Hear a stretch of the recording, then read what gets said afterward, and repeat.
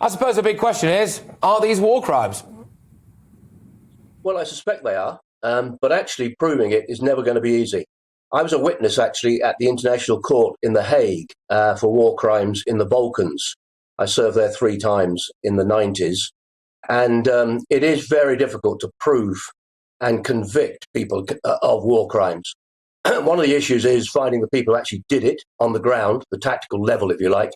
And then there's the issue of the commanders and whether they actually ordered this to happen, or whether they ignored it, or whatever the circumstances were. But I don't have any doubts at all that there is terrible things happening in Ukraine. I have to say, probably on both sides to some degree, but nonetheless, I'm sure the Russian atrocities are far worse, and what we're seeing here is clear evidence of that. Yeah, and on that point about it being very difficult to actually collate the evidence and ultimately convict, I mean, are there anything else then that can be done to just highlight the horrors of what is going on? Well, the media obviously is a key part of that, and getting people out on the ground, gathering the evidence. What you have to have is clearly the people who can gather that evidence and produce it in court. So, hearsay is not enough.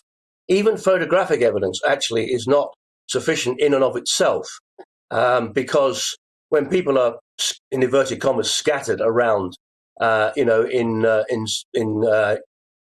dead bodies, etc., it's very difficult to prove how they were killed. Now, some of the stories we're hearing is that the people are, in mass graves or gathered together under tarpaulins or whatever. So, there are certain ways of doing that, but you do need clear evidence that's going to stand up in court.